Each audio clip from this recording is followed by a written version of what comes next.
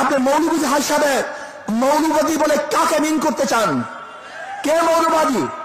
হিন্দু মৌলবাদী, খ্রিস্টান মৌলবাদী, বৌদ্ধ মৌলবাদী, না মুসলিম মৌলবাদী? ইসলামী মৌলবাদ জিন্দাবাদ, জিন্দাবাদ। ইসলামী মৌলবাদ জিন্দাবাদ, জিন্দাবাদ। ইসলামী মৌলবাদ জিন্দাবাদ, জিন্দাবাদ।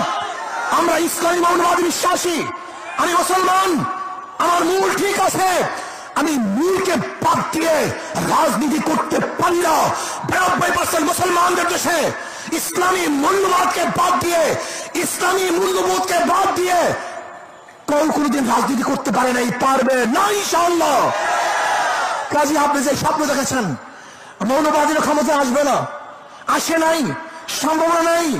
আর আমি উল্টো দেখছি, ইনশাআল্লাহ আগামী বাংলাদেশ ইসলামী মৌলবাদীদের বাংলাদেশ, আগামী বাংলাদেশ কোরআন সুন্নাহর বাংলাদেশ, আগামী বাংলাদেশ এদেশের স্বাধীনতাকামী মানুষের বাংলাদেশ, আগামী বাংলাদেশ ধর্মীয় ব্যক্তিত্ব বাংলাদেশ, আগামী বাংলাদেশ সাম্য, মানবিক মর্যাদা এবং ন্যায় বিচার প্রতিষ্ঠিত বাংলাদেশ।